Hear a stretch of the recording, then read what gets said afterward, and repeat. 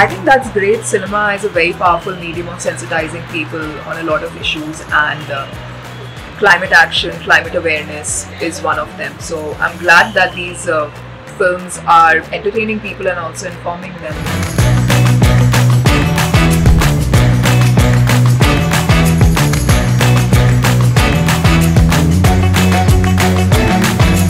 We've watched in a lot of 90s movies where people gather on lawns and watch movies on screens. It's like very nostalgic, especially it's for people of my generation.